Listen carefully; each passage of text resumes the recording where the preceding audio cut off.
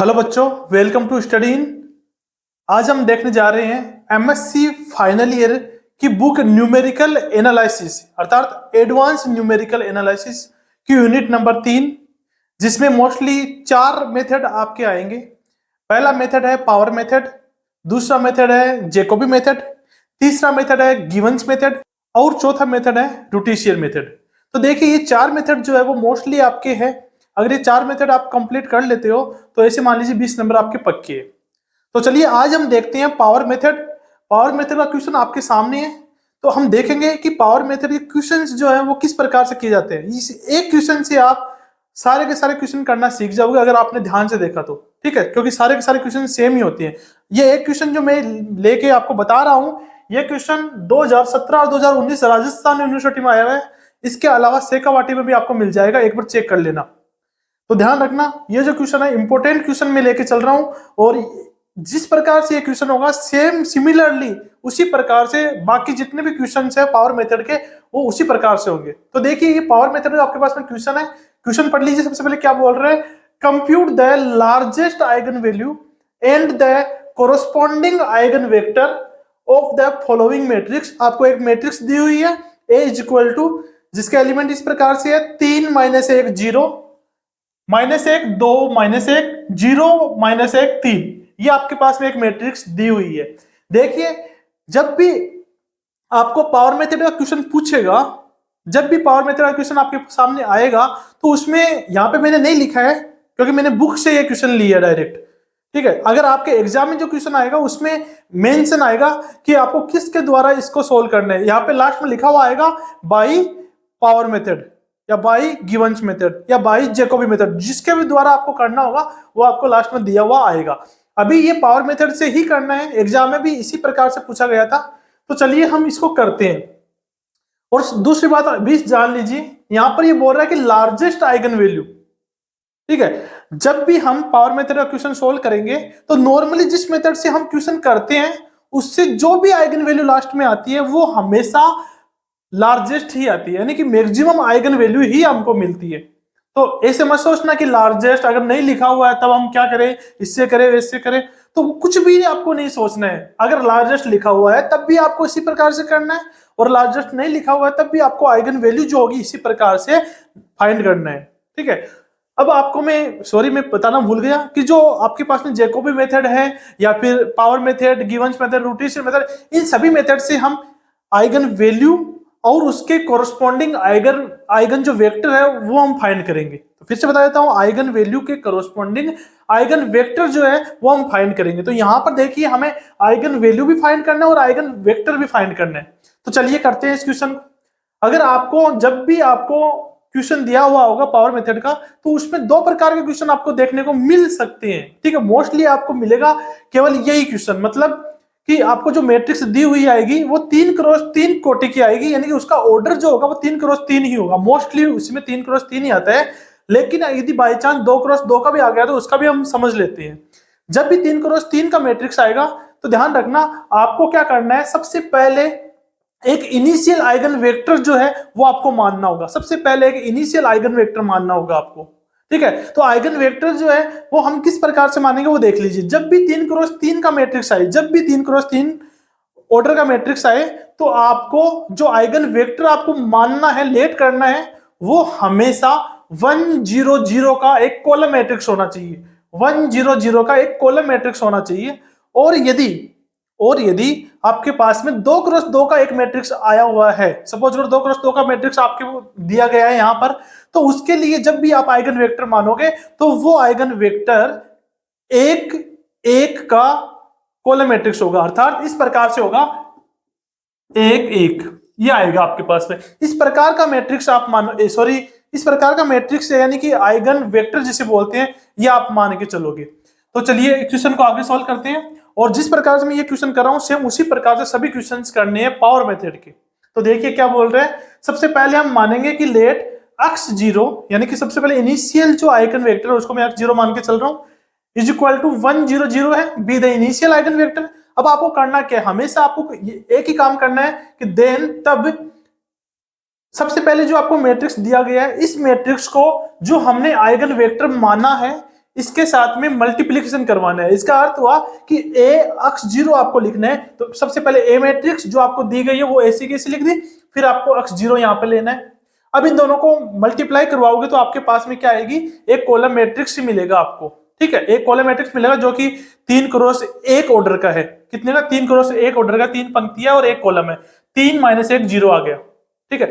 अब आपको करना क्या है, यहां से जो सबसे बड़ी संख्या होगी उसको आप कॉमन लोगे। यहां से सबसे बड़ी संख्या क्या आ रही है, 3 है, तो सबसे बड़ी संख्या 3 को आप यहां पर कॉमन लोगे। जैसे ही हम यहाँ पे कॉमन लेंगे, यहां पर आएगा 1, यहां पर आएगा -0.333, यहां पर आएगा 0। एक बात और बता देता हूं कि न्यूमेरिकल एनालिसिस की जो बुक है, यदि आप ये पेपर दे रहे हो तो आपको कैलकुलेटर ले जाने की अनुमति होगी। इसका अर्थ हुआ कि आप इसमें कैलकुलेटर आराम से ले जा सकते हो। इसका मतलब हुआ कि आप ये छोटे मोटे कैलकुलेशन जो है ना, वो कैलकुलेटर से करके लिख सकते हो आराम से, कोई दिक्कत नहीं होगी, ठीक है। लेकिन वो कैलकुलेटर जो है ना, वो एग्जाम के मतलब के कुछ रूल होते हैं, रूल को आप देख लेना, उसके अकॉर्डिंग होने चाहिए। जैसे आप साइन कोस टेन, वो अलग कैलकुलेटर जिसे हम बोलते हैं साइंटिफिक कैलकुलेटर, वो आप ले जा सकते हो आराम से, कोई दिक्कत नहीं है। तो आगे देखिए, यहां से 3 कॉमन लेंगे तो आपके पास में 3 आ गया, और ये आ गया 1 - 0.333, और ये आ जाएगा 0, ठीक है। अब यहां पर ये जो 3 मिला है, ये 3 आपके पास में आइगन वैल्यू है, और इस 3 के कोरोस्पॉन्डिंग आइगन वेक्टर जो होगा वो ये होगा, जो आपके पास में कॉलम मैट्रिक्स आया है 3x1 का, ये आपके पास में क्या होगा, आइगन वेक्टर होगा। अब जैसे हमने यहां पर आइगन वेक्टर माना था, अब आपके पास में नया आइगन वेक्टर आ गया है ये। अब आपको इसको लेके चलना है, और यहां पर आइगन वैल्यू आपके पास में कितनी है, 3 आई है। अब ये आपको लेके चलना, देखिए क्या है कि 10 N approximate eigen value is 3 and corresponding, यानी इसके corresponding approximate eigen vector is क्या है आपके पास में, ये x1 जिसे हमने माना है 1 - 0.333 और 0, ये आपके पास में, ओके। अब इसी प्रकार देखो प्रोसीडिंग सिमिलरली, इसका मतलब जो हमने यहाँ पे किया सेम वही आपको वापस चलते जाना है, चलते जाना है, करते जाना है, ठीक है। लेकिन लास्ट में थोड़ा सा आपको ध्यान रखना होगा, वो देखिए क्या है। तो सबसे पहले आप क्या करोगे, फिर से वापस वही ax0 किया था, अब ax1 करेंगे। जो x1 जो हमारे पास में यहाँ पर आया ना, इसको लेके आएंगे, और a तो सेम आपके पास में वही रहेगा। इन दोनों को आप मल्टीप्लाई करवाओगे, यानी मल्टीप्लीकेशन करवाओगे, तो आपके पास में आएगा ये 3.33 - 1.666 0.33, ये आएगा आपके पास में। यहां से सबसे बड़ा जो मान है उसको हम कॉमन लेंगे, अर्थात 3.33 को कॉमन लेंगे, तो आपके पास में अंदर बचेगा 1 - 0.5 0.5। यहां से फिर से ये आपके पास में नया आइगन वैल्यू आ गया, और इसके कोरोस्पॉन्डिंग आइगन वेक्टर आपके पास में ये आ गया, जिसको हमने नाम दे दिया x2। अब यहां से x2 को फिर से लेके चलेंगे, फिर से ax2 करवाएंगे, ax2 करवा के आपके पास में ये a आ गया, ये x2 आ गया, दोनों को मल्टीप्लिकेशन करवाएंगे, ये आएगा।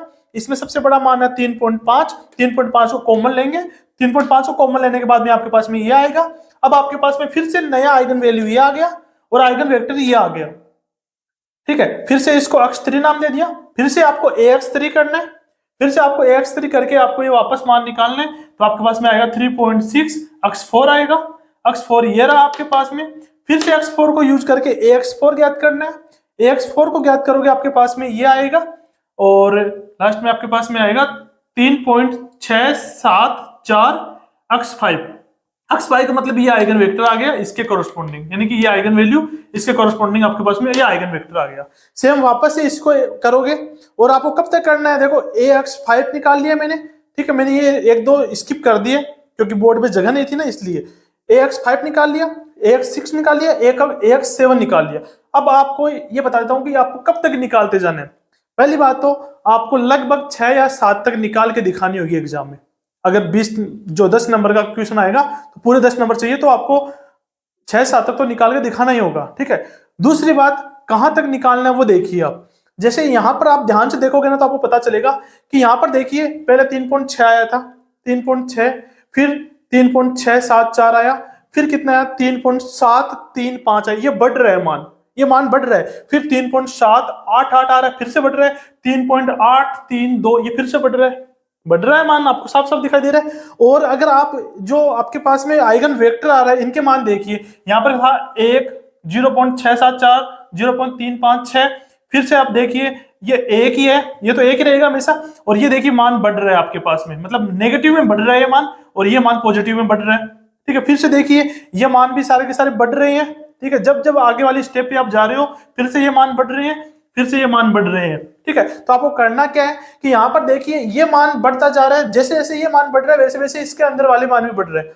अब आप सोचिए कि आपने यहां से स्टार्ट किया था 3 से और ये मान 3.832 तक चला गया, और यहाँ पर ये यहां से स्टार्ट किया था 0 भी है, यहाँ पर माइनस का 0.333 भी है, और ये देखो कहाँ किधर मूव कर रहा है। तो ये आपके पास में जो है वो किधर मूव कर रहा है, 4 की तरफ मूव कर रहा है, यानी कि जो ये मान, सॉरी, ये जो मान है वो इधर मूव कर रहा है, 4 की तरफ मूव कर रहा है, और ये वाला जो मान है वो किधर मूव कर रहा है, देखिए ये मान जो है वो -1 की तरफ मूव कर रहा है, और ये मान है वो +1 की तरफ मूव कर रहा है, और ये ऊपर वाला मान है हमेशा एक ही है।